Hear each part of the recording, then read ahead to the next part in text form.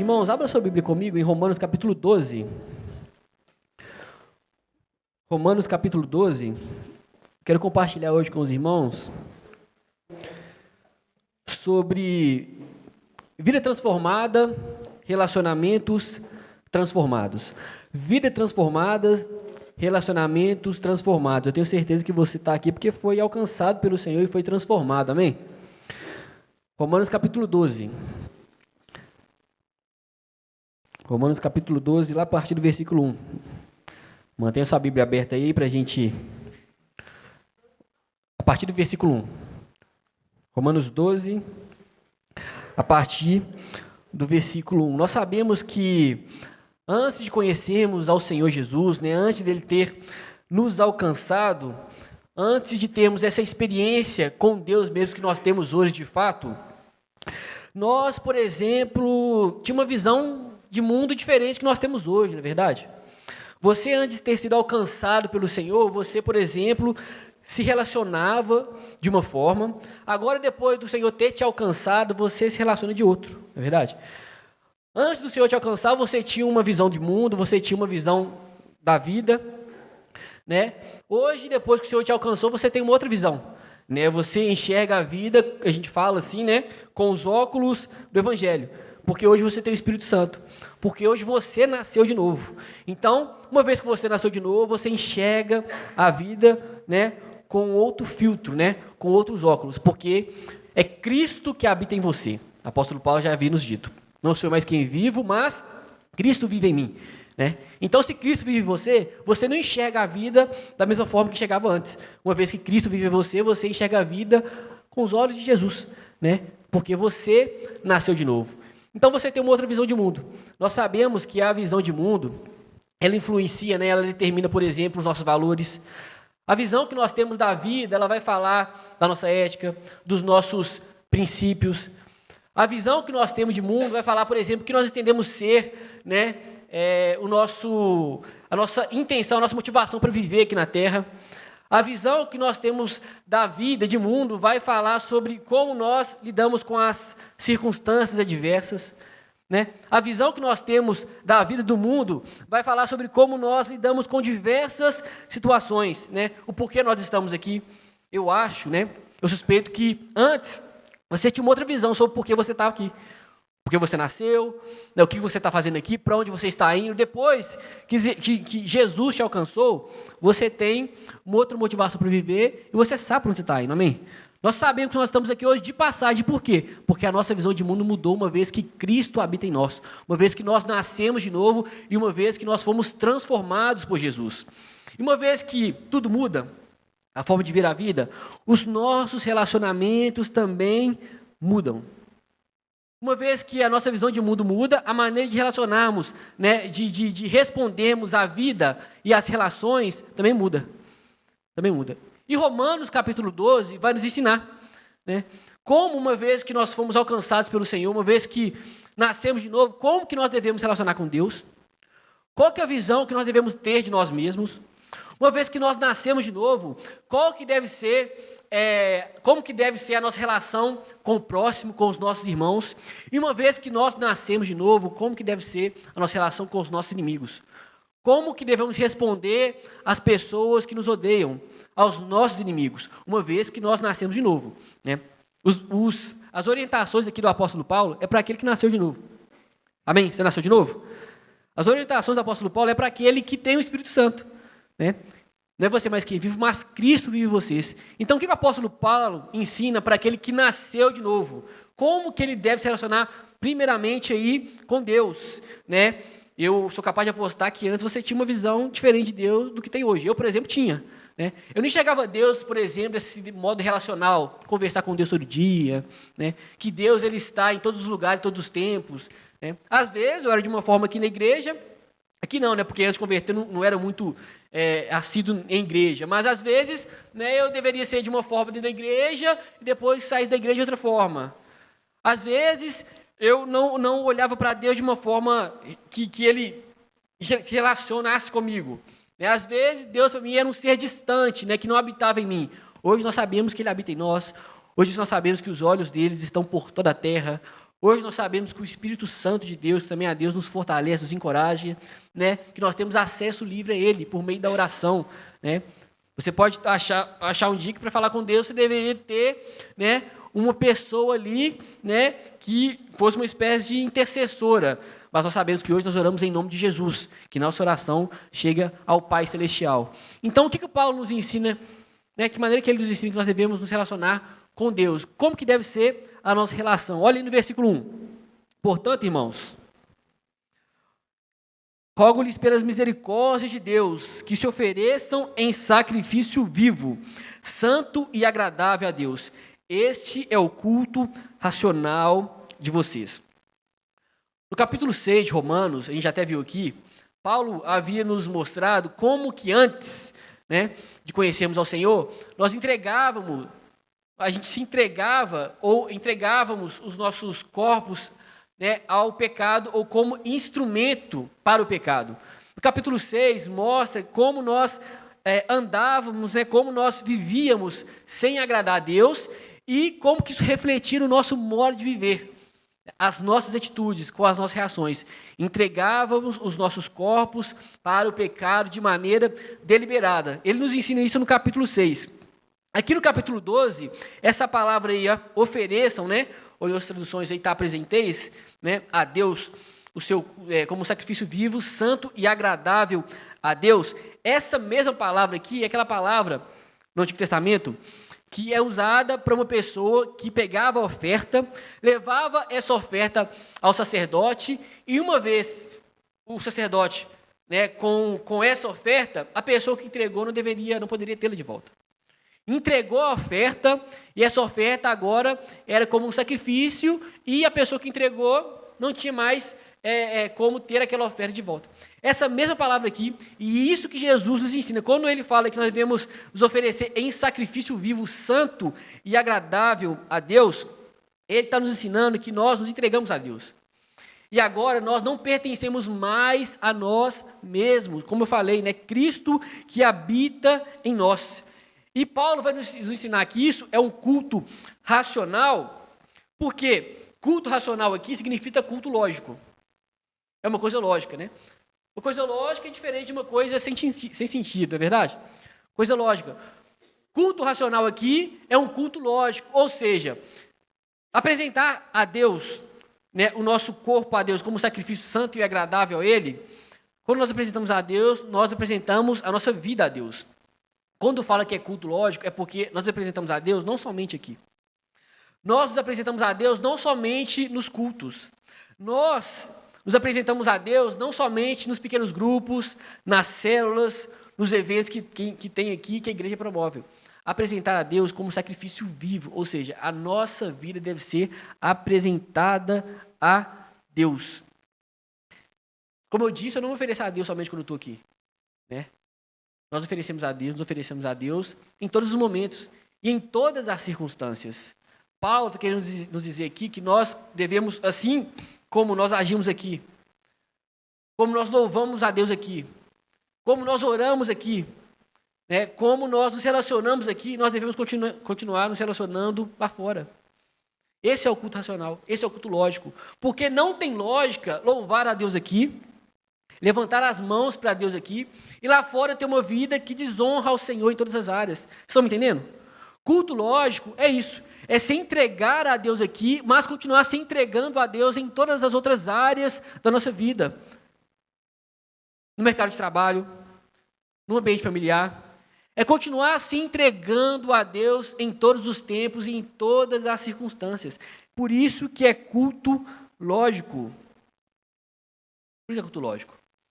Deus, Ele deseja que a gente se entregue a Ele em todos os momentos da nossa vida.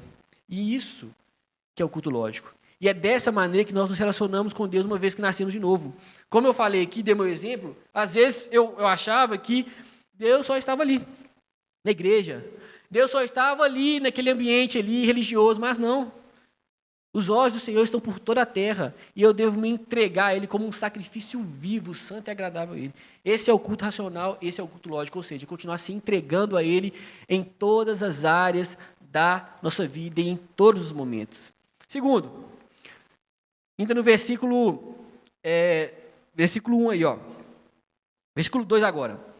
Não se amoldem ao padrão deste mundo, mas transformem-se pela renovação da sua mente. Então, nós nos entregamos a Deus, primeiro entregando a nossa vida a Ele. Depois, nós entregamos a Deus o quê? Entregando o quê? A nossa mente. Não se amoldando a este mundo, mas deixando sermos transformados pela renovação da nossa mente. Nós sabemos que o mundo, muitas vezes, ele quer nos controlar. Nós sabemos que o mundo, muitas vezes, ele quer controlar a nossa mente. Mas Deus, ele quer transformar e ir transformando a nossa mente. De acordo com a palavra dele, de acordo com a vontade dele. E nós sabemos que o mundo, muitas vezes, quer controlar a nossa mente. E nós sabemos que o que é verdade para o mundo hoje pode não ser amanhã, não é verdade?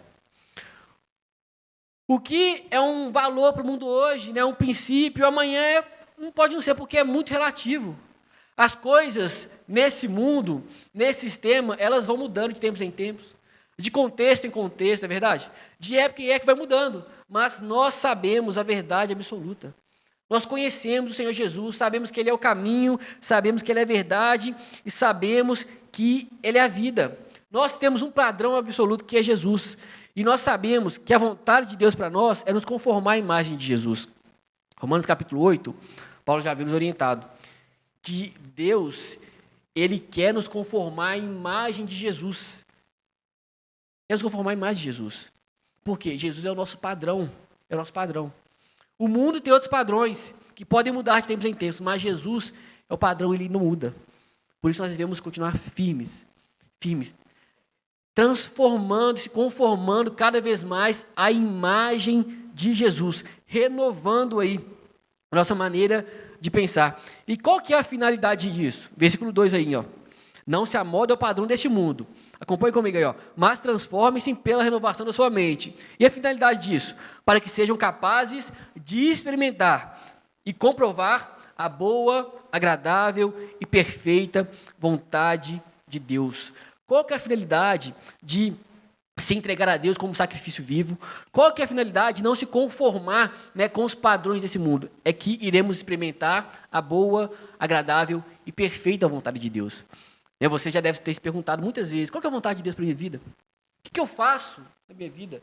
Eu não sei o que Deus quer da minha vida. Eu quero, Senhor, experimentar da Tua vontade. Mas a gente percebe aqui no texto aqui, que a vontade de Deus, muitas vezes, é uma consequência. Consequência de quê? De se entregar a Deus como sacrifício vivo. De não deixar se amoldar pelos padrões desse mundo, que nós iremos o quê? Experimentar a boa e agradável e perfeita vontade de Deus. Se entregando ao Senhor em todas as áreas da nossa vida, não somente aqui, e não se conformando com os padrões desse mundo, que mudam de tempos em tempos, mas sendo conformado cada vez mais à imagem de Jesus, iremos experimentar a boa, agradável e perfeita vontade de Deus. Muitas vezes a gente não entende a princípio, mas nós sabemos que é boa, agradável e perfeita. Se nós estamos nos entregando a Ele, mesmo com as falhas, né, que iremos falhar, mesmo com os erros, mas nós estamos de coração tentando nos entregar a Ele constantemente, não se amoldando ao padrão desse mundo, iremos experimentar a boa, agradável, perfeita vontade de Deus. Dessa maneira que devemos relacionar com o Senhor. Uma vez que nós nascemos de novo, Deus deseja que nós entregamos a Ele como sacrifício vivo em todas as áreas da nossa vida e não nos conformamos com os padrões desse mundo. Dessa maneira que nos relacionamos com o Senhor. Tendo a consciência que se relacionar com o Senhor não somente aqui, não se resume só no dia de culto, no dia de célula, no dia de GC, mas em todas as áreas, lá no meu trabalho, sendo fiel a Ele, honrando com meus compromissos, no meio dos meus familiares, honrando ao Senhor em todas as áreas da nossa vida. Segundo, como que, uma vez que somos alcançados pelo Senhor, como que deve ser a relação que temos com nós mesmos? Como que a gente deve olhar para nós e nos enxergar? Olha aí, ó, a partir do versículo 3, olha aí que a Bíblia fala. Pois pela graça que foi dada, digo a todos vocês, ninguém tem de si mesmo um conceito mais elevado do que deve ter, mas pelo contrário, tenha um conceito equilibrado, de acordo com a medida da fé que Deus lhe concedeu.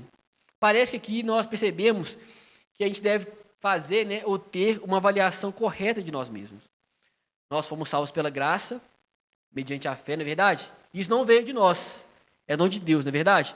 Nós não fomos salvos pelos nossos méritos, mediante os nossos esforços, não foi. Fomos salvos pela graça, mediante a fé, e isso não veio de nós. Nós estamos aqui, não é porque a gente é bom, né? Acho que o pastor Matheus até costuma falar isso. A nossa diferença com os que estão aí fora, que não consideram o Senhor, é que nós entendemos que nós precisamos do Senhor, que nós dependemos do Senhor, porque sem Ele, meus irmãos, quem que nós somos? Nós estamos aqui pela graça, porque Ele nos alcançou. E se nós estamos aqui pela graça, se nós somos salvos pela graça, nós devemos continuar vivendo pela graça, fazendo todas as coisas pela graça. E se nós temos esse entendimento, que nós estamos aqui pela graça de Deus, não é por mérito, é porque Ele nos alcançou pelo teu amor mesmo. Nós temos essa consciência, nós aí não temos um conceito elevado de nós mesmos. Nós não temos aí um complexo, por exemplo, de superioridade, né? Que tem o hábito de se vangloriar, de diminuir as pessoas. Não. Por quê? Porque eu estou aqui pela graça. E eu não tenho um conceito elevado de mim mesmo. E ao mesmo tempo que eu não tenho um conceito elevado de mim mesmo, eu não olho para mim e me sinto inferior. Me sinto inferior. Não tem porquê. Por quê? Porque o Senhor deu o seu Filho para me salvar. Tem uma frase, que se eu não me engano, é do Santo Agostinho, né? Que ele fala, olha, quer saber o seu valor? Quer saber quanto você vale? Você vale o Cristo crucificado. Ele foi crucificado para que você pudesse ter vida eterna. Por que um complexo de inferioridade? Então é não ter um conceito elevado de você mesmo, nem pensar menos de si. É ter um conceito equilibrado, aí, como diz o versículo 3. E uma vez que nós temos um conceito equilibrado, nós, depois que fomos alcançados pelo Senhor, nós temos dons, não é verdade? Ele nos concedeu dons. E nós passamos a usar esses dons para honra e glória do Senhor, sem assumir crédito algum deles. Porque se Ele nos alcançou, se Ele nos salvou, pela graça dEle, se Ele nos concedeu os dons, é para usar para a honra e glória dEle, não é mérito nosso. Não é mérito nosso. E aí, nós vemos no versículo 4 e 5.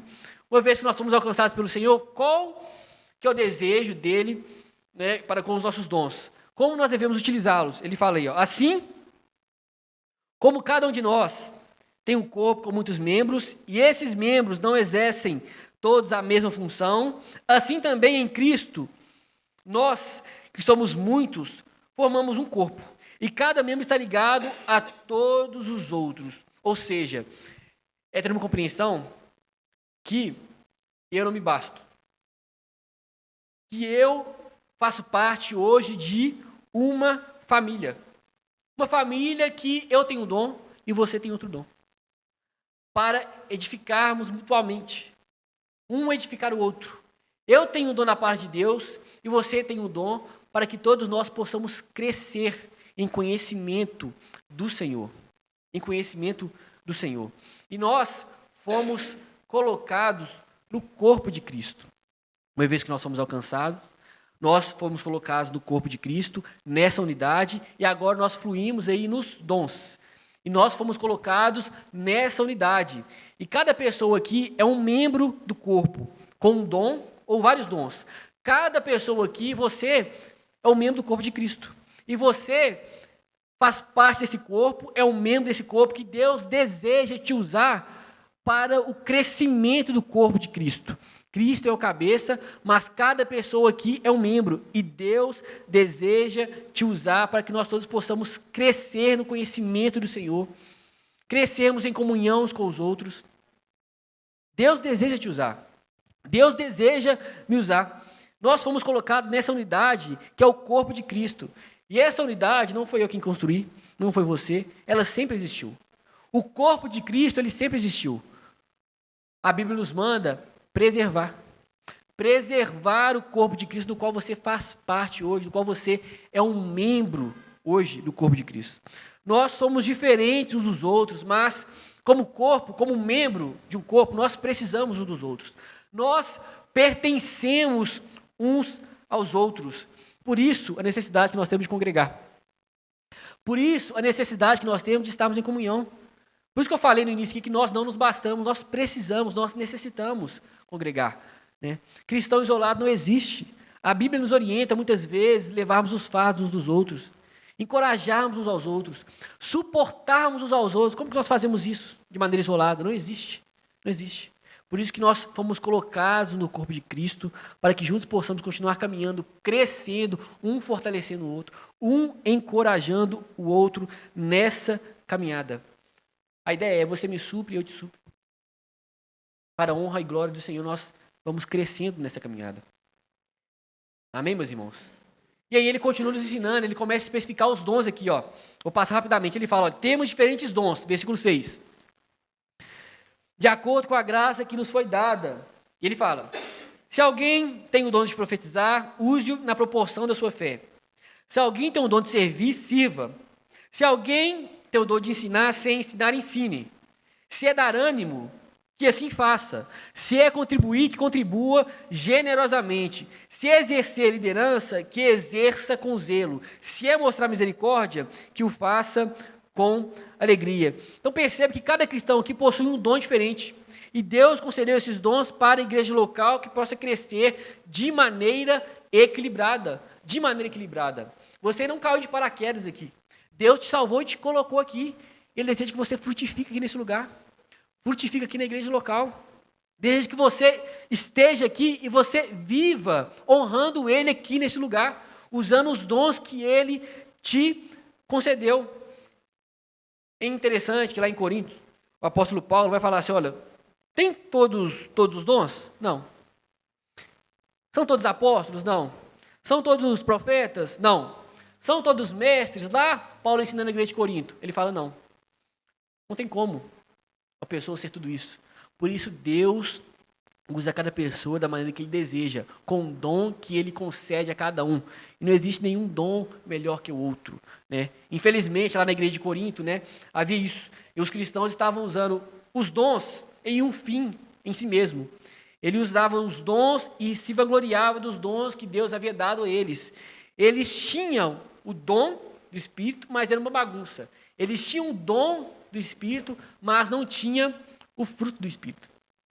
Eles tinham os dons, mas eles usavam um dom em detrimento do outro, mas eles não tinham o fruto, que é o amor, alegria, paz, paciência, amabilidade, bondade, fidelidade, mansidão, domínio próprio. Eles tinham os dons, mas não fluía no fruto do Espírito. Por isso que o apóstolo Paulo, lá na igreja de Corinto, teve que corrigi-los acerca dos dons.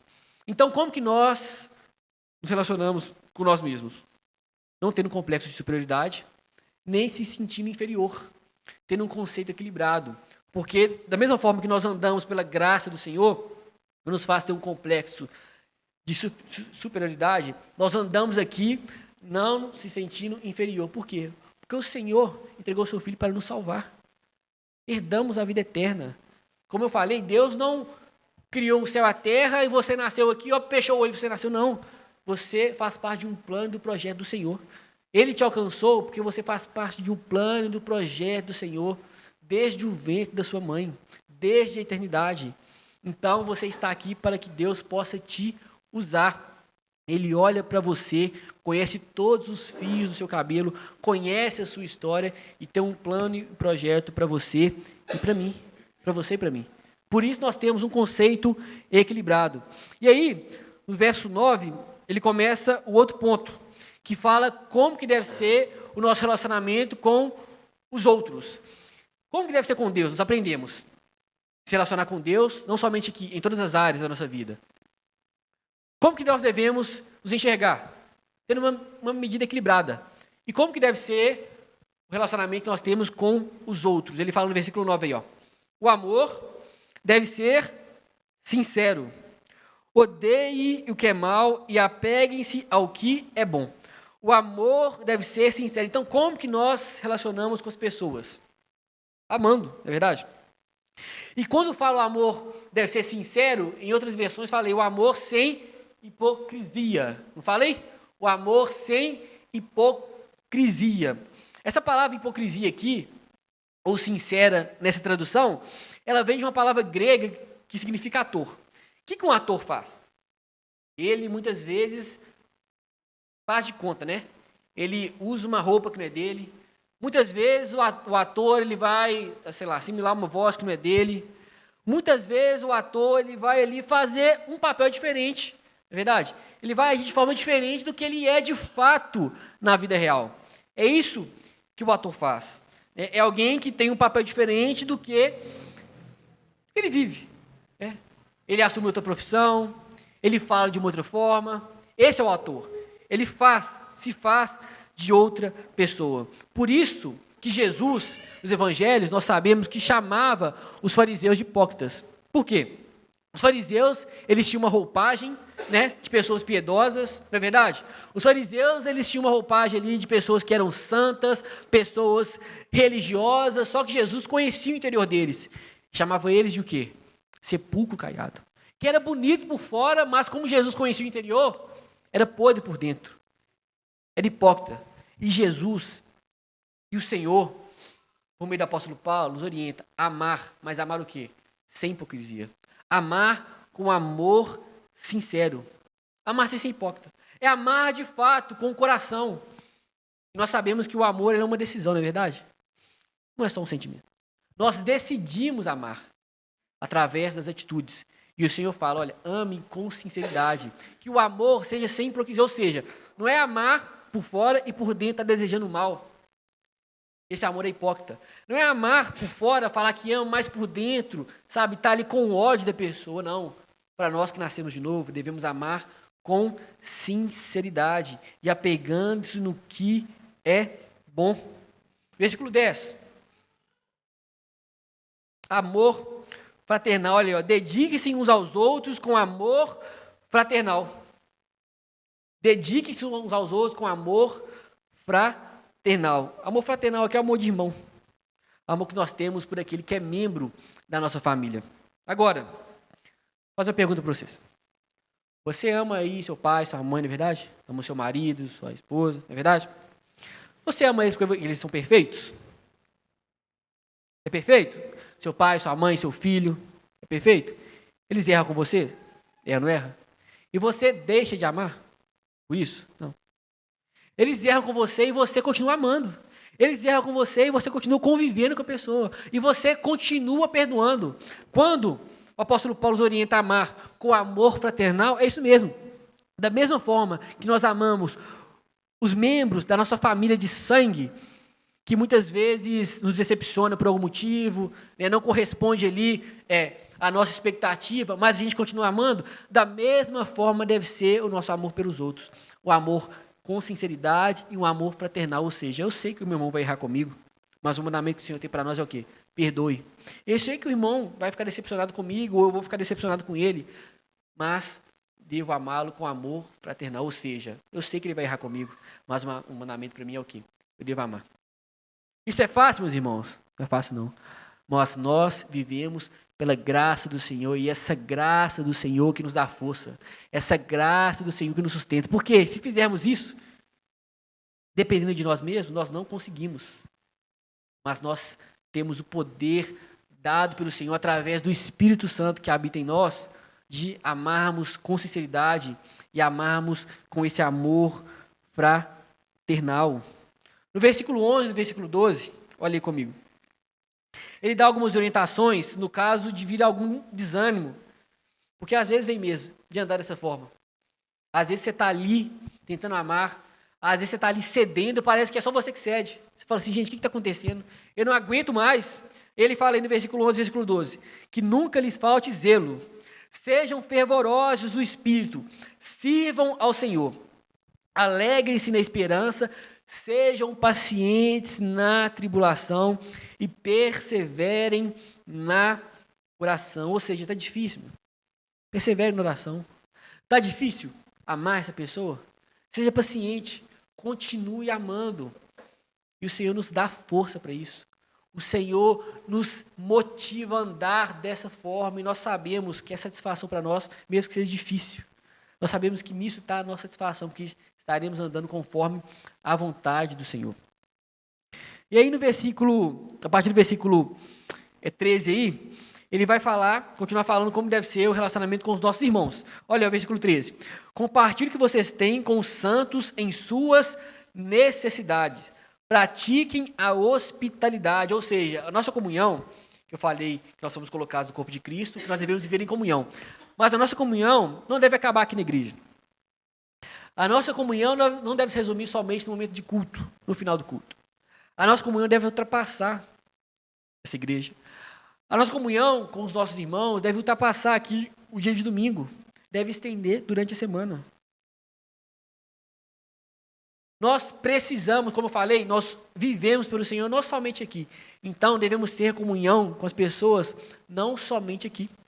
Nós temos os pequenos grupos que facilitam essa nossa comunhão. Nós teremos os eventos da igreja que facilitam essa nossa comunhão. Mas se não tivesse, como que ia ser?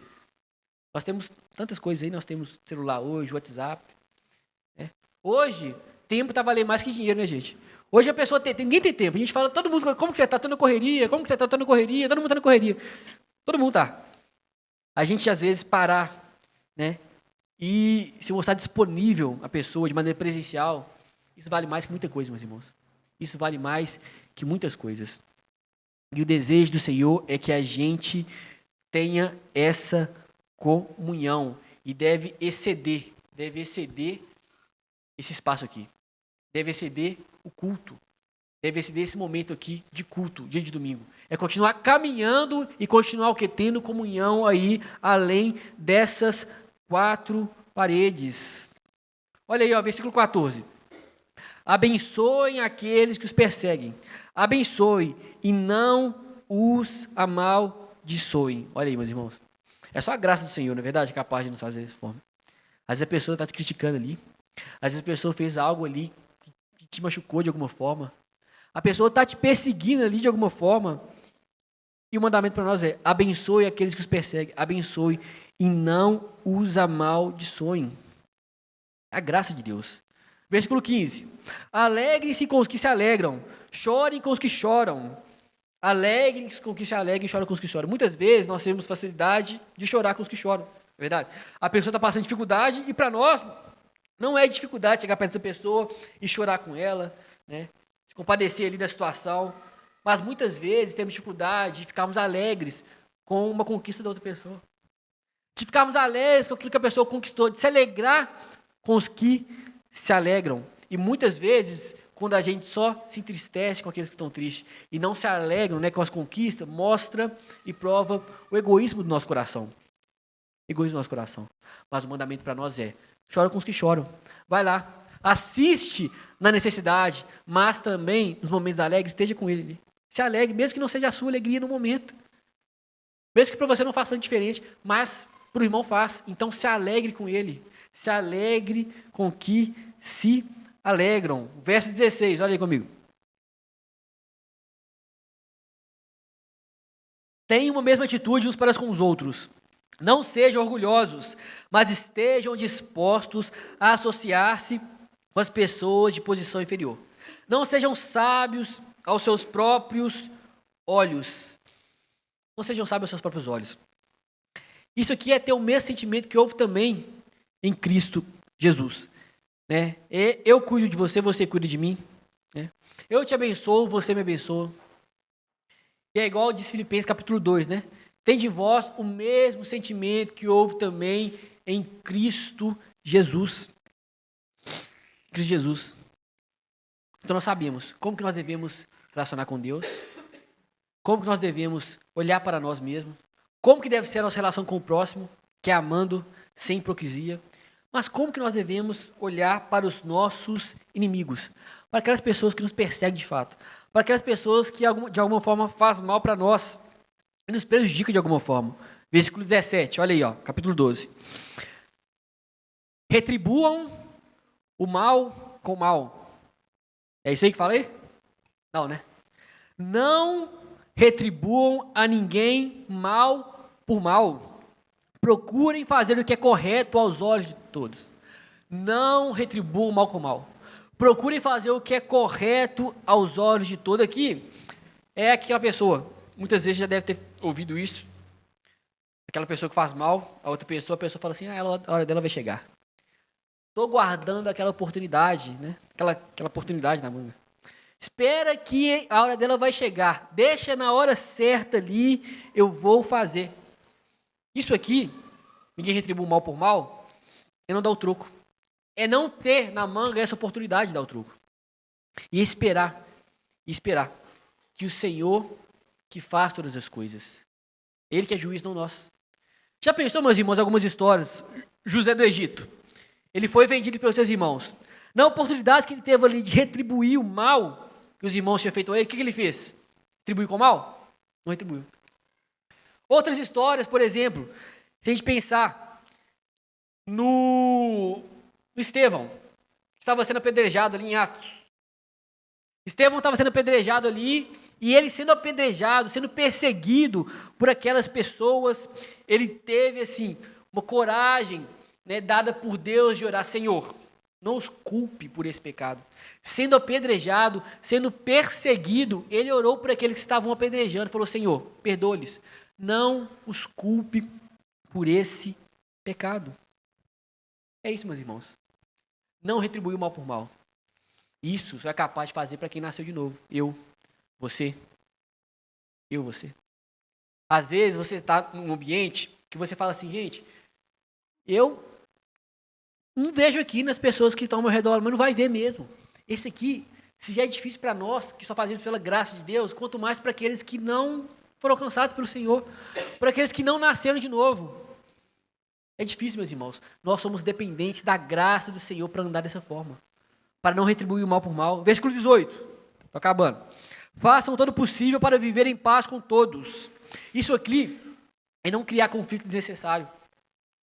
Isso aqui é não arrumar briga por qualquer coisa.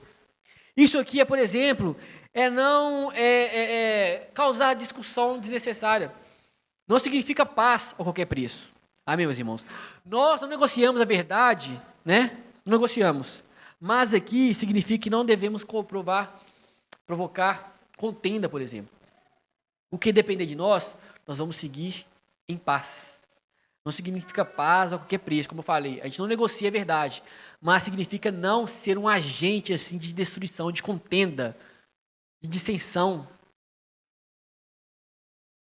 Olha aí o versículo 19. Amados, nunca procurem vingar-se, mas deixe com Deus a ira, pois está escrito: minha é a vingança, eu retribuirei, diz o Senhor. Como eu falei, o nosso papel não é vingar.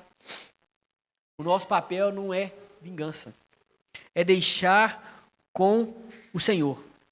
Paulo, em uma época lá, ele escrevendo em Timóteo, ele fala de um homem. Ele cita esse homem como Alexandre o Ferreiro. Ele diz assim: Alexandre o Ferreiro causou-me muitos males. Depois ele fala: o Senhor lhe dará retribuição pelo que ele fez. Ou seja, o nosso papel não é vingar. O nosso papel é perdoar. As outras coisas, o Senhor é quem faz. O Senhor é quem faz. Já pensou, meus irmãos, se o Senhor fosse se relacionar com a gente assim, da maneira que a gente se relaciona com Ele muitas vezes, a gente nem estaria aqui. Nós só estamos aqui pela misericórdia dEle, que se renova dia após dia. Dia após dia. E as misericórdias do Senhor são as causas de não sermos consumidos. E se renovam cada manhã. Grande é a sua fidelidade. Grande é o seu amor por nós. Por isso que ele fala: a vingança é do Senhor. Nosso papel é perdoar como nós fomos perdoados. E somos perdoados constantemente pelo Senhor. Pelo mal que a gente deseja, ainda que não faça. Mas o Senhor conhece nosso coração. O Senhor conhece nosso coração. Por isso que nós fomos salvos pela graça. Porque se for por mérito, a justiça de Jesus excede essa justiça que é externa. Ele conhece nosso coração. E se ele fosse julgar pelas nossas intenções, não sairia ninguém aqui, não é verdade? Então, pela graça, nós fomos salvos. E por isso que ele nos pede, nos manda, na verdade: perdoem, assim como eu lhes perdoei. Versículo 20. Pelo contrário, ao invés de retribuir mal com mal, ao invés de procurar se vingar, pelo contrário, versículo 20. Se o seu inimigo tiver fome, dele de comer. Se tiver sede, dele de beber. Fazendo isso, você amontoará brasas vivas sobre a cabeça dele. Esse amontoar brasas vivas aqui é como se fosse assim, ó. A pessoa faz mal para você. Você, ao invés de retribuir o mal por mal, você tem uma reação diferente. Você reage em amor. Você não tem aquela reação, tipo, olho por olho, dente por dente. Você reage de uma outra forma. Isso, com essa reação, você começa a provocar um incômodo no irmão. Um incômodo espiritual. Tipo assim, como que esse cara, essa pessoa, depois que eu fiz tudo isso, ele não tem coragem de te retribuir o mal por mal. Ele não está se vingando. E aí a pessoa começa a ser incomodada espiritualmente. E aí, quem sabe, você foi um instrumento do Senhor para salvar essa pessoa. Foi constrangida pelo amor de Deus que habita em você. E ela começou a enxergar a vida de uma outra forma. Amontoar, às vezes, é isso. É a pessoa ficar incomodada com a sua reação em amor. Com a sua reação no fruto do Espírito. No fruto do Espírito. Versículo 21. Não deixe vencer o mal pelo mal, mas vençam o mal com o bem. Nós vencemos o mal como? Como a maior? Não. Vencemos o mal como? Como a vingança? Não. Vencemos o mal com o bem. Com o bem. Esse é o desejo do Senhor para nós. Nós sabemos que é difícil. É difícil. É pela graça do Senhor, mas Ele nos sustenta. Verdade? Ele nos sustenta. E o resultado disso, qual que é o resultado disso? Como nós falamos no início, iremos experimentar qual é a boa, agradável e perfeita vontade do Senhor. À medida que a gente se entrega ao Senhor, que a gente não se conforma com os padrões desse mundo, que a gente se relaciona com as pessoas, com os nossos inimigos, de acordo com a vontade de Deus, nós andamos por aí, desfrutando da vontade do Senhor, que é boa, agradável e perfeita. Que o Senhor nos ajude. Amém, meus irmãos? Vamos orar? Feche seus olhos no seu lugar. Pai, obrigado, Senhor, por mais um dia. Obrigado, Senhor, por mais um início de semana. Pai, que o Senhor nos dá a oportunidade e o privilégio de começarmos escutando a Tua palavra, em comunhão com o Senhor e em comunhão uns com os outros, ó Pai. Aprendemos, ó Deus, mais uma vez, que o Senhor tem para nós relacionamentos saudáveis e de acordo com a Tua vontade. Sabemos, ó Pai, que o Senhor tem para nós uma direção de como devemos nos relacionar com as pessoas, que o Senhor tem uma direção de como devemos nos aproximar do Senhor, Pai. O Senhor tem uma direção de como devemos responder à vida, Pai, de uma forma em geral. E sabemos que assim, respondendo à vida dessa forma que o Senhor tem para nós, sabemos que experimentamos a Tua vontade, que é boa, agradável e perfeita, Deus. Te pedimos, ó Pai, que o Senhor nos ajude a isso, porque não fazemos isso por nós mesmos, dependemos do Senhor, de sermos cheios do Teu Espírito para andarmos aqui na terra, Pai, respondendo à vida de acordo com a Tua vontade. Então nos ensina a buscar o Senhor, Pai, no amanhecer do dia, pedindo que o Senhor venha nos auxiliar, para que todos os nossos relacionamentos sejam de acordo com a vontade do Senhor, Pai. Eis que nós pedimos e somos agradecidos em nome de Jesus. Amém, Deus.